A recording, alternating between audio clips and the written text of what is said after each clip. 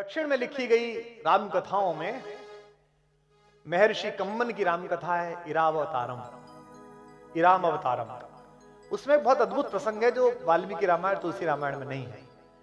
जब राम ने लंका विजय के लिए रामेश्वरम में शिवलिंग की स्थापना की, आपको पता होगी 12 ज्योतिर्लिंगों में है, वही रामेश्वरम जहां हमारी भारतीय वैज्ञानिक चेतना का बड़ा ऋषि एपीजे अब्दुल कलाम कब्र में आराम फरमा रहा है, वही रामेश्वरम।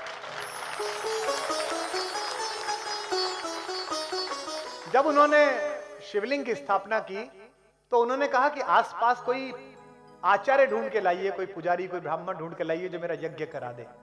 तो जामवंत ने कहा कि महोदय, इस जंगल में समुद्र तट पर केवल पेड़ हैं, वनवासी हैं, हम में से तो किसी को पता नहीं है। तो उन्होंने कहा आचार्य ऐसा लाइए जो शैव और वैष्णव परंपराएं दोनों का सम्मिलन हो, जिसे दोनों चीजें आती हो। तो जामवंत ने कहा कि ऐसा तो एक ही आदमी है पर वो हमारा शत्रु है, पुलस्त मुनि का नाती है, वैष्णव है और शिव का भक्त है, दोनों परंपराओं का पोषक है और कर्मकांडी है, सब जानता है।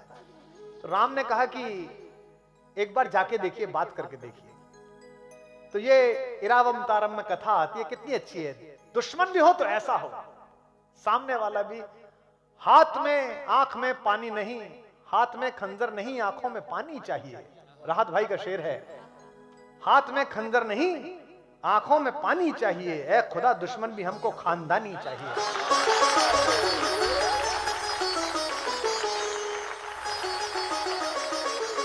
तो रावण जैसा आचार्य, जामवंत जब लंका पहुंचे राम के कहने पर, महर्षि कम्मन लिखते हैं कि यह बात रावण को पता चली कि जामवंत आए हैं। जामवंत उनके पितामह के दोस्त रह चुके हैं, तो उनको लगा कि मेरे बाबा के दोस्त हैं तो आदर करना चाहिए। उसने राक्षसों से कहा कि मेरे महल तक का रास्ता बताने के लिए उन्हें कष्ट ना हो, हर जगह राक्षस हाथ जोड़कर खड़े हो जाए और जिधर की तरफ इशारा कर दें उधर जामवंत चलें। कथा आती है कंब की रामायण में महर्षि कम्बन की कि जामवंत, चूंकि शरीर आकार बड़ा था उनका, तो उनको रास्ता दिखाते दिखाते रावण के पास तक ले गए। उन्होंने, रावण ने उन्हें प्रणाम किया, खड़े होकर पैर छुए और कहा कि मैं आपका स्वागत करता हूं राक्षस राज रावण, किस लिए आप आए हैं? तो उन्होंने कहा मैं चाहता हूं कि मेरे यजमान की आप आचार्य बन जाएं। तो उसने कहा कि स्वीकृति से पूर्व मुझे विचार करना पड़ेगा और विचार में देरी लगेगी, तो अगर आप आसन ग्रहण कर लेंगे तो अच्छा होगा, मैं भी बैठ पाऊंगा। जामवंत बैठ गए। रावण ने पूछा कि आपका यजमान कौन है? तो जामवंत ने कहा कि अयोध्या के राजकुमार महाराज दशरथ के पुत्र श्री राम मेरे यजमान हैं और वे एक यज्ञ करना चाहते हैं, भगवान शंकर के विग्रह को स्थापित करके शिवलिंग को पूजा करना चाहते हैं अपने एक बड़े काम के लिए। तो रावण ने पूछा क्या ये बड़ा काम लंका विजय तो नहीं है? जामवंत ने कहा आचार्य आप ठीक समझ रहे हैं, ये लंका विजय का यज्ञ है, तो क्या आप आचार्य पद स्वीकार करेंगे? रावण भी प्रतिभाशाली था, उसे पता था कि कौन व्यक्ति आया है मुझे आचार्य बनाने के लिए, इतना बड़ा अवसर मिल रहा है। उसने कहा कि मैं उनके विषय में ज्यादा नहीं जानता, लेकिन वे दूतों के प्रतिपालक हैं, वे अपने दूत को बहुत अच्छी तरह रखते हैं और ऐसे मर्यादावादी यजमान का आचार्य बनना मुझे स्वीकार है, जाकर उनसे कह दीजिए कि मैं आऊंगा। क्या है रावण, जिसके घर में मां सीता सुरक्षित नहीं, शील के साथ सुरक्षित नहीं, यह है रावण। उस समय का शत्रु भी कैसा है राम का। तो जामवंत ने पूछा कि क्या व्यवस्था करनी पड़ेगी, क्या क्या सामान मंगाने पड़ेंगे? तो आचार्य रावण ने कहा कि चूंकि हमारा यजमान वनवासी है और अपने घर से बाहर है, इसलिए शास्त्र की परंपरा है कि अगर यजमान का घर ना हो, बाहर कहीं पूजा करानी पड़े, तो सारी चीजों की तैयारी आचार्य को स्वयं करनी होती है। तो आप कह दीजिए अपने यजमान से कि वो केवल नहा धोकर स्नान करके व्रत के साथ तत्पर रहे, मैं सब चीजें कर दूंगा। अब उसने अपने लोगों को बुलाया और कहा कि भाई पूजा कराने के लिए जाना है, ये सब सामान तैयार करो। इसके बाद रावण एक रथ लेकर मां सीता के पास गया और सीता से उसने कहा कि समुद्र पार तुम्हारे पति और मेरे यजमान राम ने लंका विजय के लिए एक यज्ञ आयोजित किया है और मुझे उस यज्ञ के आचार्य के रूप में बुलाया है। अब चूंकि जंगल में रहने वाले किसी भी यजमान की सारी व्यवस्था करना आचार्य का काम होता है, इसलिए उसकी अर्धांगिनी की व्यवस्था करना यह भी मेरे जिम्मे है।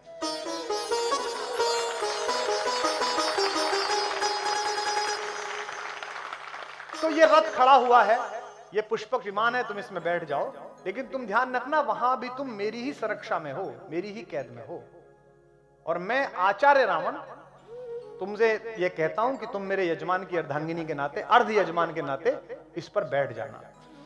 कम्मन राम कथा में प्रसंग आता है कि यह सुनकर देवी सीता ने रावण को आचार्य कहकर प्रणाम किया, जो आज्ञा आचार्य। और अगली बात सुनिए, और उनके प्रणाम करने पर उसी रावण ने देवी सीता को अखंड सौभाग्यवती भव का आशीर्वाद दिया।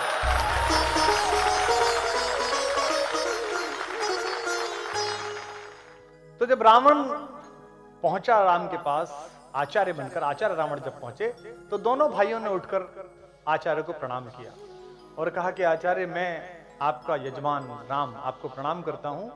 मैं लंका विजय के लिए एक यज्ञ कर रहा हूं और मैं चाहता हूं कि यहाँ के शिव का विग्रह स्थापित हो, ताकि देवादिदेव महादेव मुझे आशीर्वाद दें कि मैं लंका पे विजय प्राप्त कर सकूं। ये लंकेश से कह रहे हैं रावण, लेकिन आचार्य रावण से कह रहे हैं।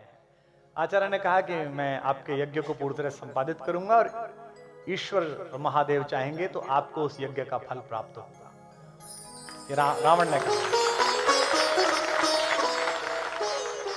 तैयारियां शुरू करिए तो बताया कि हनुमान गए हैं शंकर का विग्रह लेने के लिए, शिवलिंग लेने के लिए। अब हनुमान गए हैं तो ये भी पता नहीं कि वो महादेव को डायरेक्ट लाएंगे या कोई शिवलिंग लेके आएंगे, क्योंकि हनुमान की तो इस चीज में एक्सपर्टीज है कि उन्हें दवाई मंगाने भेजो तो मेडिकल स्टोर ले आते हैं उठा के। तो आचार्य रावण ने कहा कि पूजा में देरी संभव नहीं है, मुहूर्त नहीं टल सकता, इसलिए आप बैठिए और आपकी धर्म पत्नी वे कहां है, उन्हें बुलाइए। तो राम ने कहा कि आचार्य, मेरी धर्म पत्नी तो उपस्थित नहीं है यहाँ पर, तो ऐसी कोई शास्त्रीय विधि हो जिसमें उनकी अनुपस्थिति में यह यज्ञ हो जाए। तो रावण ने कहा यह संभव नहीं है, केवल 3 प्रकार से इसकी अनुमति है। एक, या तो आप विदुर हो, आपकी पत्नी नहीं हो, दूसरे आप अविवाहित हो, आपका विवाह नहीं हुआ हो, और तीसरे आपकी पत्नी ने आपको त्याग दिया हो। क्या तीनों स्थितियां हैं? तो राम ने कहा तीनों स्थितियां तो नहीं है। अब राम ये कैसे कहें कि आप ही हैं उसके कारण, क्योंकि वे तो आचार्य हैं। तो जामवंत ने कहा कि आचार्य फिर इसकी क्या व्यवस्था है? तो उन्होंने कहा कि जब कोई यजमान जंगल में हो और उसके पास यज्ञ को पूरा करने के समस्त साधन ना हो, तो आचार्य की जिम्मेदारी होती है कि वो यज्ञ के साधन उपस्थित कराए। तो आप विभीषण को और अन्य अपने मित्रों को भेज दीजिए, मेरे यान में अर्ध यजमान सीता बैठी हुई है, उन्हें बुला लाइए यहां। ये इरारामावतारम में जो कम्मन के लाल रखी उसमें प्रसंग है। उसके बाद पूजन हुआ, विधिवत पूजन हुआ। मां सीता ने अपने हाथ से ही वो शिवलिंग स्थापित किया, जो आज भी वहां लंकेश्वर का शिवलिंग वहां पर मौजूद है, जिसके बारे में कहते हैं कि जब रामेश्वरम में कहते हैं कि जब हनुमान अपना शिवलिंग उठा लाए एक, और हनुमान ने कहा इसे हटाओ मैं भी लगाऊंगा, तो राम ने कहा कि जो लगाए लगने दो। जब हनुमान नहीं माने, कहा महाराज मैं तो लेके आया हूं, तो राम समझ गए कि इन्हें थोड़ा सा अपने बल पर अहंकार आ रहा है, तो राम ने कहा इसे हटा लो। और सुनते हैं कि पूरा हनुमान ने जोर लगाया, वो शिवलिंग नहीं हटा। इसलिए राम ने फिर वरदान दिया कि तुम्हारा शिवलिंग भी यहाँ उपस्थित रहेगा। तो रामेश्वरम में उनके द्वारा स्थापित भी एक शिवलिंग है जो हनुमानेश्वर के नाम से जाना जाता है, कि हनुमान के द्वारा स्थापित शिवलिंग। यज्ञ संपन्न हुआ और दोनों यजमानों ने, राम और सीता ने आचार्य रावण को प्रणाम किया। तो राम ने पूछा कि आचार्य आपकी दक्षिणा? तो आचार्य ने कहा कि आप वनवासी हैं, मैं जानता हूं कि आपके पास कोई दक्षिणा नहीं है और आप मुझे दक्षिणा नहीं दे सकते, और स्वर्णमयी लंका के राजा आचार्य को आप क्या दक्षिणा देंगे, इसलिए मेरी दक्षिणा आप पर रही। राम संकोच में पड़ गए। राम ने कहा कि दक्षिणा रही तो आप बता दीजिए ताकि मैं विधिवत तैयारी रखूं, कभी मैं देने योग्य बन पाऊं आपको। तो क्या रावण ने दक्षिणा मांगी? राम ने कहा आचार्य होने के नाते मैं आपसे दक्षिणा मांगता हूं कि जब मेरा अंतिम समय आए तो यजमान मेरे सामने उपस्थित रहे, मैं आपसे दक्षिणा मांगता हूं।